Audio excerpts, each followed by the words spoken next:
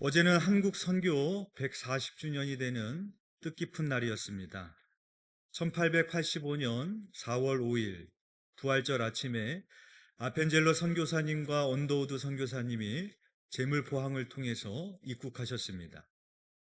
한국교회에서는 선교 140주년을 맞이하여 여러 가지 행사들이 열렸는데, 지난 주일에는 정동제일교회에서 한국 선교 140주년 기념 심포지엄이 열렸습니다.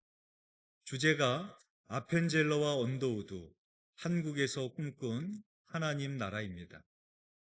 제가 이 심포지엄의 주제를 인용해서 오늘 말씀 제목을 두 선교사가 꿈꾼 하나님 나라로 정했습니다.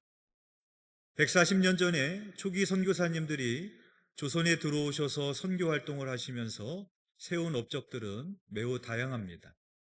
학교를 세워서 교육사역에 힘쓰기도 하셨고, 병원을 세워서 의료사역에 힘쓰기도 하셨고, 성경을 번역해서 성경 보급에도 큰 공헌을 하셨습니다. 근데 제가 이번 심포지엄 자료집을 보면서 저의 눈길을 끄는 대목이 있었습니다. 그것은 두 선교사님이 한국 선교를 위해서 교파와 교리를 뛰어넘어 서로 협력하고 연대하였다는 겁니다. 그래서 이러한 취지를 살려 이번 심포지엄도 아펜젤러 선교사님이 세운 정동제일교회와 언더우드 선교사님이 세운 세문안교회가 함께 연합으로 준비를 했습니다. 그리고 정동제일교회 담임 목사님인 천영태 목사님이 언더우드 선교사님에 대하여 발표를 했고, 세문안교회의 담임 목사님인 이상학 목사님이 아펜젤러 선교사님에 대해서 발표를 했습니다.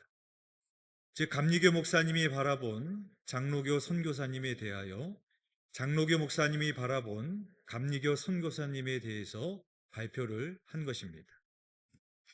아펜젤러 선교사님과 언더우드 선교사님은 1885년 4월 5일에 같은 배를 타고 동시에 들어왔습니다. 그런데 한국교회는 이것을 놓고 누가 먼저 배에서 내렸냐, 누가 먼저 땅을 밟았느냐를 논쟁하면서 우스갯소리로 감리교가 먼저다, 장로교가 먼저다, 그런 우스운 논쟁을 하기도 했었습니다. 지난 140년의 한국교회를 보면 교리와 사역 방법의 견해 차이로 끊임없이 교파가 나뉘어졌고 분쟁과 갈등이 있었습니다. 지금 한국교회의 교파만도 120개가 넘는다고 합니다. 그러나 아펜젤러와 언더우드 선교사님은 신앙의 일치와 협력의 본을 보여주셨습니다. 두 선교사님은 조선에 들어온 후 우선 성경 번역 작업을 함께 시작하였습니다. 교단이 달랐고 교리가 달랐지만 전혀 문제가 되지 않았습니다. 하나의 성경을 사용하는 전통을 세우기 위해서 1887년 2월 7일 언더우드의 집에서 성경번역위원회를 조직하였고, 이것이 오늘날 대한성서공회의 모체가 된 것입니다. 그리고 두 선교사님은 목회 영역에서도 서로 아름답게 협력했습니다. 개신교인으로서 국내 최초로 아펜젤러와 스크랜턴의 딸들이 세례를 받았는데, 그때 아펜젤러가 집례를 하고 언더우드가 보좌를 했습니다. 그리고 같은 날 오후에는 언더우드 집에서 외국인 대상 주일 예배가 시작되었는데, 그때 언더우드가 사회를 보고 아펜젤러가 설교를 했는데, 그 교회가 지금까지 서울 유니온 교회라는 이름으로 138년의 역사를 자랑하는 교회가 되었습니다. 또한 두 선교사님은 함께 선교 정보를 공유했고, 평양으로 선교 여행도 함께 가고, 양반과 귀족을 대상으로 복음을 전하기 위해 YMCA를 함께 창립했습니다. 감신대 역사신학 교수인 이덕주 교수님은 이렇게 말합니다.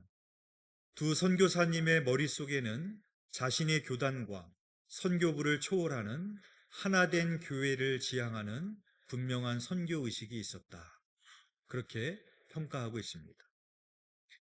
오늘 본문에 나오는 고린도 교회는 여러 가지 문제가 있었던 교회였고, 그 문제에 대하여 바울이 해답을 제시한 것이 고린도 전서입니다. 고린도 교회가 가지고 있었던 대표적인 문제 중에 하나는 분열과 분파로 인한 갈등과 다툼의 문제였습니다. 고린도전서 1장 11절에서 13절의 말씀입니다. 내 형제들아, 근로의 지편으로 너희에 대한 말이 내게 들리니 곧 너희 가운데 분쟁이 있다는 것이라. 내가 이것을 말하거니와 너희가 각각 이르되 나는 바울에게, 나는 아볼로에게, 나는 게바에게, 나는 그리스도에게 속한 자라 한다는 것이니 그리스도께서 어찌 나뉘었느냐. 바울이 고린도 교회의 분쟁에 대한 소식을 들었습니다. 고린도 교회 교인들이 나는 바울에게, 나는 아볼로에게, 나는 게바에게, 그러니까 베드로에게, 나는 그리스도에게 속한 자라 그렇게 말한다라는 것입니다. 이에 바울은 이렇게 말합니다. 그리스도께서 어찌 나뉘었느냐. 에베소서에 보면 교회를 그리스도의 몸으로 소개하고 있습니다. 우리의 몸에는 여러 가지 지체들이 있습니다. 눈, 코, 팔, 다리. 그런데 그 지체들이 서로 다르게 생겼다고, 서로 자기가 중요하다고 여기며 싸우며 나는 이 몸에 속해하지 않겠다고 말한다면 어떻게 되겠습니까? 그 몸은 찢어서 나눠야 되는 겁니다. 마찬가지로 이렇게 다투고 분쟁하고 있는 고린도 교회를 향하여 바울은 그것은 곧 그리스도의 몸을 찢는 일이라고 말하고 있는 것입니다. 이렇게 분파와 당짓는 일을 하는 자들에게 바울은 이렇게 말하고 있습니다. 오늘 본문 고린도전서 3장 1절에서 2절 말씀입니다. 우리 함께 봉독하겠습니다. 시작. 형제들아, 내가 신령한 자들을 대함과 같이 너희에게 말할 수 없어서 육신에 속한 자 곧 그리스도 안에서 어린아이들을 대함과 같이 하노라. 내가 너희를 젖으로 먹이고 밥으로 아니하였노니 이는 너희가 감당하지 못하였음이거니와 지금도 못하리라. 아멘. 고린도전서에 보면 바울은 세 부류의 사람이 있다라고 말합니다. 오늘 본문 1절과 2절에 두 부류의 사람이 나옵니다. 신령한 자, 육신에 속한 자입니다. 그리고 또 한 부류가 있습니다. 고린도전서 2장 14절 말씀입니다. 육에 속한 사람은 하나님의 성령의 일들을 받지 아니하나니 이는 그것들이 그에게는 어리석게 보임이요 또 그는 그것들을 알 수도 없나니 그러한 일은 영적으로 분별되기 때문이라 라고 말하고 있습니다. 즉 세 번째는 육에 속한 사람이 있습니다. 여기서 육에 속한 사람은 오늘 본문 1절에 나오는 육신에 속한 자와 구별됩니다.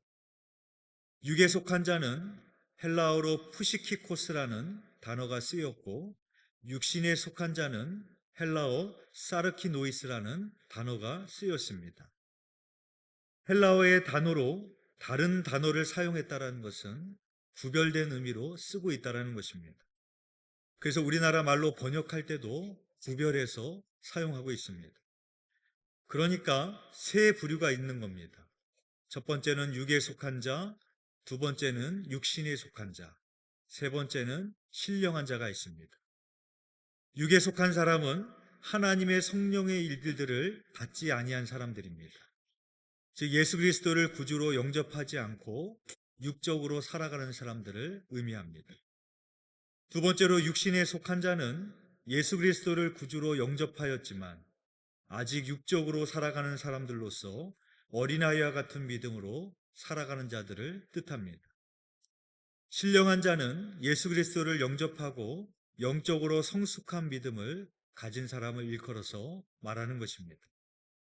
결국 바울은 분쟁을 일삼는 고린도 교인들을 향하여서 너희는 육신에 속한 자다. 즉 신앙적으로 아직 어린아이의 상태에 있음을 지적하고 있는 것입니다. 오늘 보면 3절의 말씀 우리 함께 읽어보겠습니다. 시작. 너희는 아직도 육신에 속한 자로다. 너희 가운데 시기와 분쟁이 있으니 어찌 육신에 속하여 사람을 따라 행함이 아니리요. 즉 바울은 분쟁을 일삼는 고린도 교인들이 아직 육신에 속한 자, 즉 어린아이와 같이 미성숙한 믿음이라고 말하고 있습니다. 또한 바울은 그들을 향해서 이렇게 말을 합니다. 5절에서 7절 말씀입니다. 우리 함께 읽겠습니다. 시작. 그런즉 아볼로는 무엇이며 바울은 무엇이냐? 그들은 주께서 각각 주신 대로 너희로 하여금 믿게 한 사역자들이라. 나는 심었고 아볼로는 물을 주었으되 오직 하나님께서 자라나게 하셨나니 그런즉 심는 이나 물 주는 이는 아무것도 아니로되 오직 자라게 하시는 이는 하나님뿐이니라. 아멘. 나는 심었고 사도 바울이 고린도 교회를 개척했습니다. 따라서 바울이 자신이 심었다라고 말하고 있는 겁니다. 아볼로는 물을 주었으되 사도행전 18장에 보면 아볼로의 이야기가 나옵니다. 아볼로는 언변이 좋고 성경에 능통한 사람이었습니다. 그리고 일찍이 주의 도를 배워 열심히 예수에 관한 것을 자세히 말하며 가르치는 사람이었습니다. 그러나 성경은 그를 가리켜 요한의 세례만 알 따름이라고 기록하고 있습니다. 즉 학문적으로는 성경에 대하여서 많이 알았지만 아직 성령으로 거듭나지 못한 아볼로였습니다. 그런데 바울의 동역자인 브리스길라와 아굴라가 아볼로를 만나서 하나님의 도를 더 정확하게 풀어 이야기해 줍니다. 그리고 아볼로는 고린도 교회로 가서 그들을 가르치는 지도자가 되었던 것입니다. 그러나 바울은 이렇게 말을 합니다. 교회를 개척한 자신이나 고린도 교회를 가르친 아볼로나 아무것도 아니로되 오직 자라나게 하시는 이는 하나님이시라 라고 말하고 있습니다. 근데 여기서 흥미로운 점은 헬라어 원문을 보면 바울이 이 말씀을 하면서 자신과 아볼로가 했던 심고 물을 준 것은 과거형으로 기록을 했고 이를 자라게 하신 하나님의 사역은 미완료 과거형으로 기록했다라는 겁니다. 즉 아볼로와 자신이 했던 일은 과거 한때의 일로 끝이 났다라는 겁니다. 그러나 이들을 자라나게 하시는 하나님의 일은 지금도 계속 되고 있다라는 것입니다. 한국 교회 안에서도 여러 가지 분파와 분쟁이 벌어지게 되는데 그 중에 하나는 원로 목사님과 현 담임 목사님과의 갈등이 벌어질 때가 있습니다. 교회의 목사님이 은퇴를 하면서 새로운 담임 목사님이 부임하게 되며 리더십이 바뀌어지게 될 때 교회 안에 원로 목사님파와 현 담임 목사님파로 나뉘어서 분파와 분쟁이 벌어지기도 합니다. 그러나 바울은 무엇을 이야기합니까? 교회의 성장의 궁극적 주체는 하나님이시라는 겁니다. 물론 교회의 성장을 위해서 있어야 될 사람의 수고와 노력은 무시할 수 없습니다. 그러나 인간의 수고와 노력도 하나님의 지속적인 은혜가 없으면 아무 소용이 없다라는 것입니다. 언더우드 선교사님의 자손들은 언더우드 선교사님의 조선 선교를 언급할 때 절대로 언더우드가 이 일을 해냈다라고 말하지 않는다고 합니다. 왜냐하면 그 일은 궁극적으로 하나님이 하신 일이기 때문인 것입니다. 특별히 아펜젤러 선교사님이 갑작스러운 배사고로 천국의 부르심을 받은 1902년까지의 사역을 말할 때는 더욱 그러하다고 합니다. 항상 이 일은 언더우드와 아펜젤러와 언더우드가 함께 하나님의 일을 만들어내었다고 자손들은 고백한다고 합니다. 우리는 자기의 공로를 드러내지 못해서 안절부절하고 남이 이루어놓은 업적마저도 자신의 공로처럼 치부하려고 하는데 두 선교사님과 자손들은 그렇지 않았습니다. 그래서 바울은 이렇게 말합니다. 9절 말씀입니다. 우리 함께 읽겠습니다. 시작. 우리는 하나님의 동역자들이요 너희는 하나님의 밭이요 하나님의 집이니라. 바울은 고린도 교회를 향하여 너희는 하나님의 밭이다 라고 말하고 있습니다. 농부가 밭에 씨를 뿌리고 물을 준다고 해서 곡식이 저절로 자라서 열매를 맺는 것이 아닙니다. 물론 농부의 그러한 수고는 필수적으로 요구되는 사항입니다. 하지만 곡식이 제대로 자라 열매를 맺으려면 하나님께서 때를 따라 이른 비와 늦은 비를 내려주셔야 되는 것이고 적절한 태양빛을 내려주셔야 되는 것입니다. 또한 바울은 고린도 교회를 향해서 너희는 바울의 밭이요 바울의 집이라고 말하지 않았습니다. 바울은 너희는 하나님의 밭이요 하나님의 집이라고 말하고 있습니다. 즉 고린도 교회를 개척한 것은 바울 자신이지만 고린도 교회가 바울 자신의 것이 아니요 고린도 교회를 가르친 것은 아볼로이지만 고린도 교회가 아볼로의 것이 아니요 교회는 하나님의 것이라는 것입니다. 그리고 바울과 아볼로를 포함한 모든 사역자들은 하나님의 동역자들이라고 말하고 있습니다. 즉 우리 모두는 주인의 밭을 위해 함께 수고하는 종들과 같은 심정으로 동역자 의식을 가지고 일치하여 합심함으로 하나님의 교회를 세워가야 됨을 말하고 있는 것입니다. 지금으로부터 140년 전 1885년 4월 5일에 아펜젤러와 언더우드 선교사님이 조선 땅에 들어오셔서 함께 동역자가 되어 복음의 씨앗을 뿌렸습니다. 140년이 지난 오늘 두 선교사님이 우리에게 주시는 교훈은 무엇일까요? 지난 금요일에 헌법재판소에서 윤석열 대통령의 탄핵 선고가 있었습니다. 모든 국민들이 촉각을 곤두세우고 가슴을 졸이며 최종 판결을 지켜봤습니다. 결과는 윤석열 대통령의 탄핵이 인용되었지만 헌법재판소의 엄중한 경고는 대통령에게만 향했던 것이 아니라 국회 측으로도 향했습니다. 대통령을 향해서는 국회와 협치하지 않았던 것을 국가 원수로서 중한 책무를 이행하지 않은 것으로 판결을 했고 국회 측을 향해서는 줄 탄핵으로 인하여 대통령이 정상적인 업무를 수행하기 어렵게 만들었던 책임을 물었습니다. 즉 양쪽 모두에게 국민을 통합하는 것이 아니라 국민을 편가르기 했던 것에 대하여 책임을 물었습니다. 오늘날 하나님께서 한국교회를 향해서는 어떻게 말씀하실까요? 화해와 화합의 중심에 서야 될 교회가 갈등과 분열의 중심에 서 있었다는 책임을 묻지 않을까요?